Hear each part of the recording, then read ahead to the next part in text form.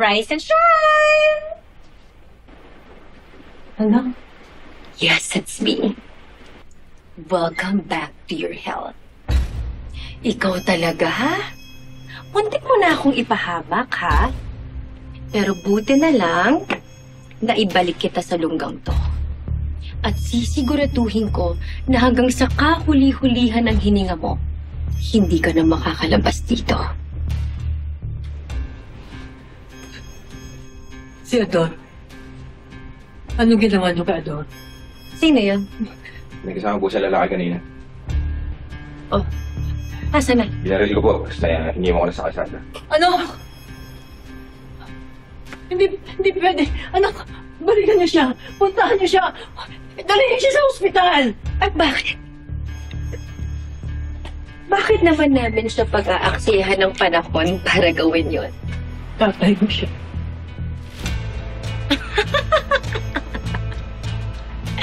In fairness sa'yo, Ligaya, you never failed to amuse me. Sandali lang siyang nawala dito. Tapos nagka-love life ka pa? Tapos, tatay ko pa? Iba ka rin talaga. Anak, maniwala ka sa akin. Nagsasabi ako ng totoo sa'yo. Nakwento niya sa akin yung kondisyon niya sa pag-iisip. Lahat ng sintomas niya, parehong-pareho kayo. Kaya sa kanya mo nakuha yung... Yung alin? Yung ano? Yung mga pinagdadaanan mo, anak. Hindi ako baliw! Look at you. Una, you abandon. And then you lie. Tapos ngayon, you're making up stupid stories and telling me na may problema ako sa utak? Pareho kayo ni Emma? Pag-uwi namin si Emma. That girl never fails to amaze me too, just like you. Nagpanggap siyang patay para multuhin ako. Para baliwin ako. Buhay si Emma? Unfortunately, buhay pa siya.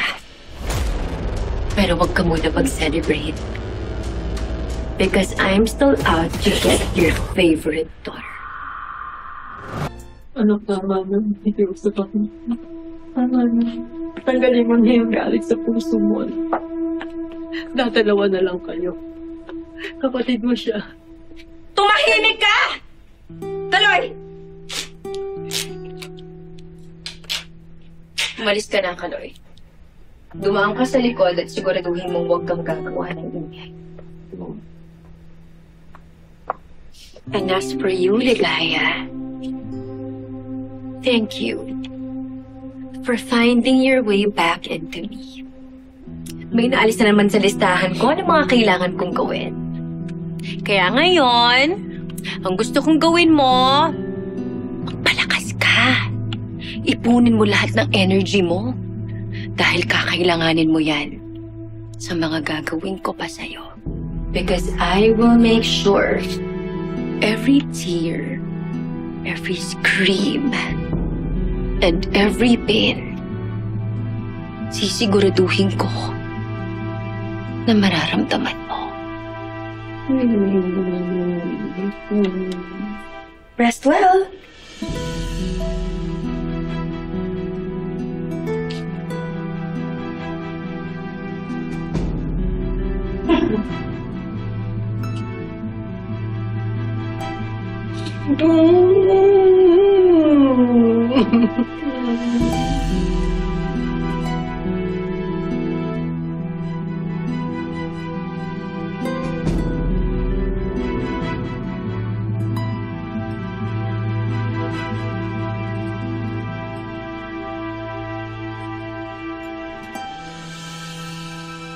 May natanggap akong inquiry mula sa Artemis.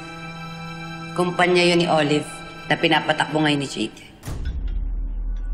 Gusto nila i-book yung bar para sa isang event. Gusto kong tanggapin. Dahil tingin ko ito na yung tamang panahon para magkaharap kami ng Jade na yun. Ito na yung tamang panahon para mabawi ko sa kanya si Mookie. Emma, Patagdag ako ng mga tao sa event na Artemis. Para kung sakali na gumawa ng gulo si Jade, mas madali na makatakas. Hindi ko siya aatrasan. Emma, walang sundalo na sumusuong sa gera na umaasa lang sa tapang. Minsan kahit ang mga pinakamagagaling ay umuurong din kung kinakailangan.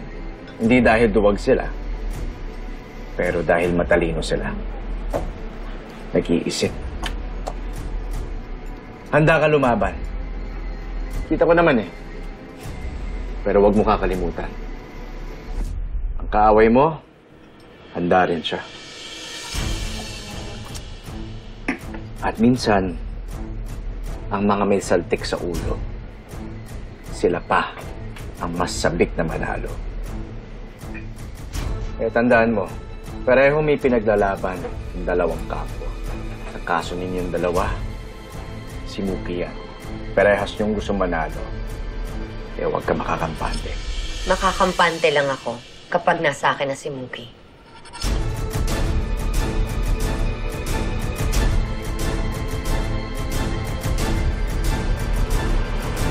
Okay, Astrid, let's finalize all the details pagdating ko dyan. Bye! Jade. Leticia, bakit ka ba kasi nandito? Di ba ang usapan natin doon tayo sa office magkita with Astrid? May riding and tandem na bumalik sa partner ko. Nasa hospital siya ngayon, critical. Ano ba ginagawa mo dito? Pumunta ka na doon! I need money for his operation. Hindi ko ma-access yung bank account niya. Ano ka ba naman? Sana hindi ka na pumunta. Dapat tinawagan mo na lang ako. How much do you need?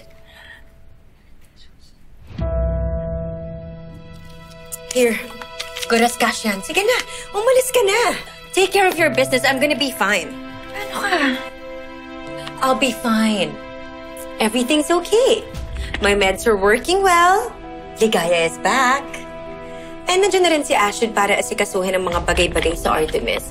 So now I can focus more on Emma. Lalo na kapag natapos itong 20th anniversary ng Artemis Pharmacy. But you need me there. Go!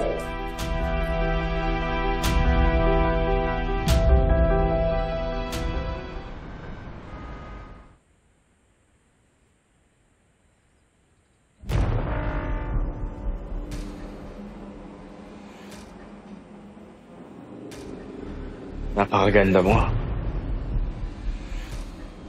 Ngiti mo na lang ang kulang. Logan, kasi kinakabahan ako eh. Paano kung hindi ko masabi sa kanya yung mga gusto kong sabihin? Paano kung bigla ko nalang saktan si Jade dahil hindi ko napigilan yung sarili ko? Paano kung...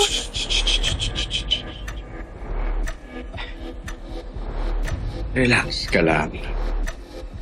Kailangan mo lang silang sindakin.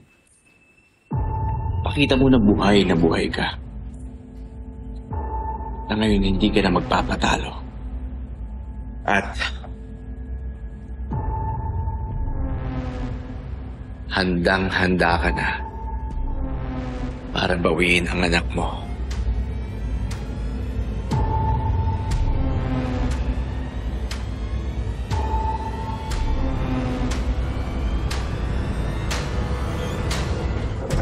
So everything's ready for tonight? Yes, the venue is perfect. Sobrang ganda. And the food is amazing. Good. Lahat ng guests nag-confirm na. Yes, everyone's gonna be there. And excited talaga ako ma-serve nila yung food kasi alam ko sobrang sarap daw doon. Plus, the drinks are all ready. Lahat ng request mo nandun na. So, I think everybody is going to have a really, really good time. Hmm?